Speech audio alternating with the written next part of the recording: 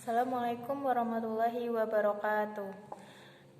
Perkenalkan, saya Poppy Oktaviana dari kelas PGMI 2E dengan NIM 223141149. Di sini saya akan menyampaikan materi tentang pendekatan behavioral, pendekatan psikoanalisis, dan contoh kasus yang ada di lingkungan masyarakat. Yang pertama, pendekatan behavioral.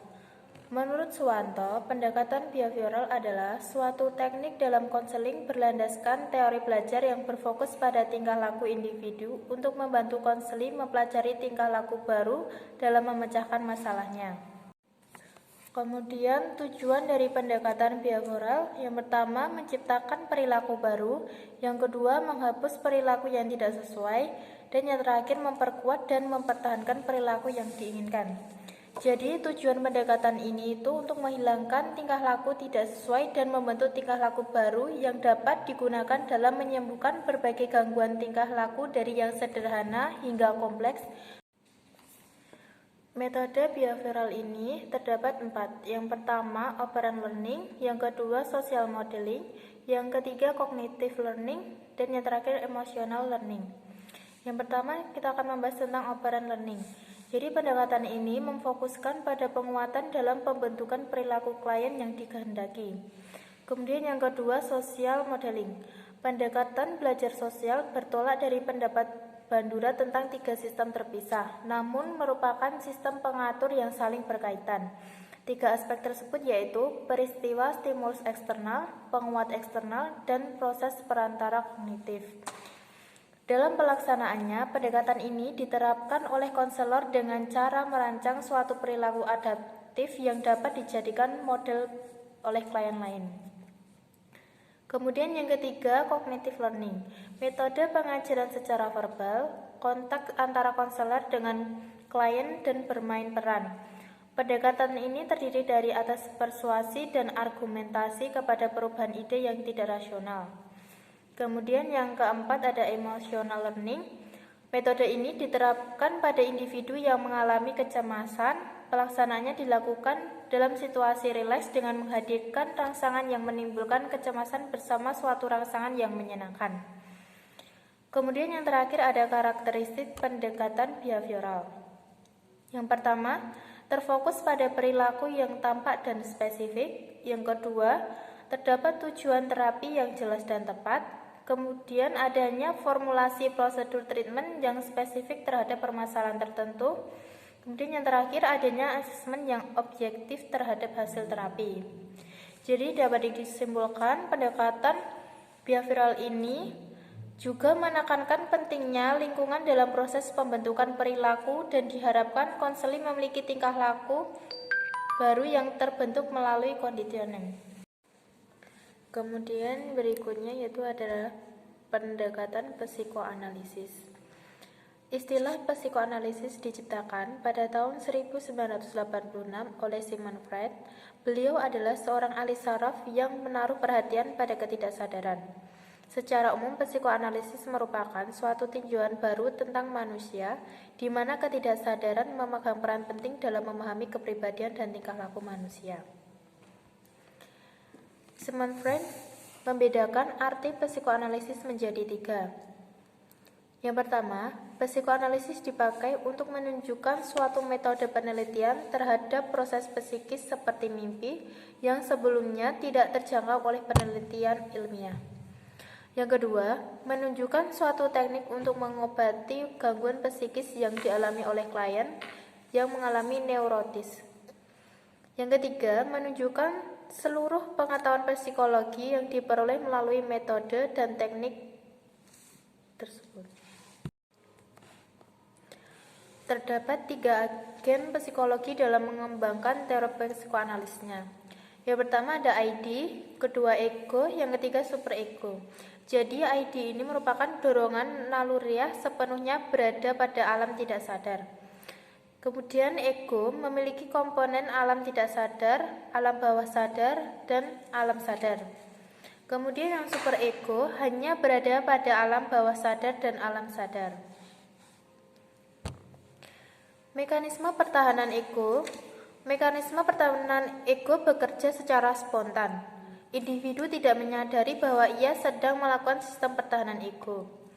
Pertahanan ego cenderung untuk mendistorsi realitas, disebabkan realitas yang mengancam ego tidak mampu merubah realitas sehingga ego merubah realitas yang ada untuk mengurangi tekanan pada ego. Kemudian perkembangan kepribadian psikoanalisis yang pertama ada fase oral, merupakan fase perkembangan di mana anak berkembang berdasarkan pengalaman kenikmatan erotik pada daerah mulut. Kenikmatan anak melalui tindakan menghisap akan mempengaruhi kehidupannya di masa dewasa. Yang kedua ada fase anal. Pada fase anal, perkembangan anak berpusat pada kenikmatan di daerah anus. Pada fase anak mulai belajar untuk mengendalikan buang air kecil, termasuk belajar untuk menerima perasaan yang tidak menyenangkan, serta berpengalaman memperoleh reaksi-reaksi dari orang tua berhubungan dengan pengendalian buang air. Kemudian yang ketiga fase palis. Fase ini anak mulai menerima perasaan seksualnya sebagai hal yang alamiah dan belajar memandang tubuhnya sendiri secara sehat. Mereka mulai mengembangkan hati nurani dan mengenal standar moral baik dan buruk. Yang keempat ada fase laten, merupakan masa tentang pembentukan keterampilan yang tidak terkait dengan unsur seks. Pada fase ini terjadi semacam penghentian perkembangan, anak menjalankan tugas-tugas belajar. Kemudian yang terakhir ada fase genital, yaitu fase di mana individu mulai tertarik pada lawan jenis, bersosialisasi dan beraktivitas kelompok, perkawinan dan membangun keluarga, serta menjalin hubungan kerja. Kemudian ada tujuan pendekatan psikoanalisis. Yang pertama, membawa klien keluar dari dorongan-dorongan yang ditekan. Yang kedua, menghidupkan kembali masa lalu klien dengan menembus konflik. Yang ketiga, membantu klien menciptakan suasana yang kondusif. Teknik konseling psikoanalisis. Yang pertama, konselor menciptakan suasana komunikasi antar pribadi yang merealisasikan segala kondisi. Yang kedua, konselor menjadi seorang pendengar yang sabar dan peka, meyakinkan dia diterima dan dipahami. Yang terakhir, konselor memungkinkan klien untuk mengungkapkan seluruh perasaannya secara jujur, lebih memahami diri sendiri, dan mengembangkan suatu tujuan perubahan dalam diri sendiri dan perilakunya. Saya akan menjelaskan tentang contoh kasus di lingkungan sekitar saya yang mengimplementasikan kasus tersebut dalam teori psikoanalisis. Jadi ada anak tetangga yang berinisial A. Setiap hari anak itu selalu berteriak, entah bertengkar dengan ibunya atau adiknya. Ibunya memarahi anak tersebut dengan kata-kata kotor, sehingga anak tersebut jarang bersosialisasi dengan tetangga dan selalu murung ketika melihat tetangga atau orang lain. Jadi saya akan mengambil dengan teori psikoanalisis. Cara terapi psikoanalisis berpusat pada hubungan antara terapis dengan pasien.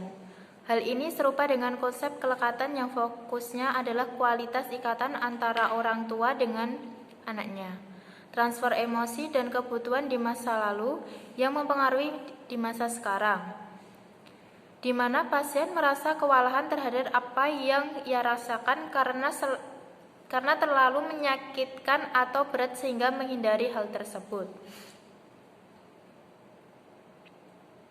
Dengan teknik ini, pasien diminta untuk duduk atau berbaring dengan rileks sambil mengutarakan isi pikirannya. Tujuannya adalah membantu pasien mengungkapkan hal-hal yang terpendam di pikiran bawah sadar yang disebabkan oleh retensi psikologis atau memang secara sengaja ditekan ke alam bawah sadar. Adapun manfaat dari terapi psikoanalisis ini adalah membantu individu untuk membentuk kembali struktur kepribadian serta karakternya dengan membuka kesadaran di dalam diri pasien yang sebelumnya tidak disadari. Yang kedua, mengupayakan kesembuhan pada individu yang mengalami gangguan psikis karena peristiwa yang ia alami di masa kanak, sehingga tidak mengganggu lagi ketika sudah dewasa.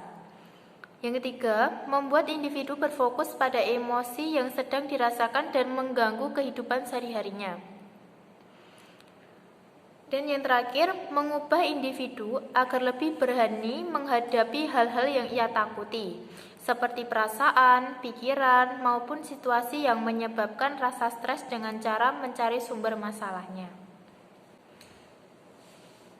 Sekian yang dapat saya sampaikan. Apabila ada salah kata mohon maaf. Wassalamualaikum warahmatullahi wabarakatuh.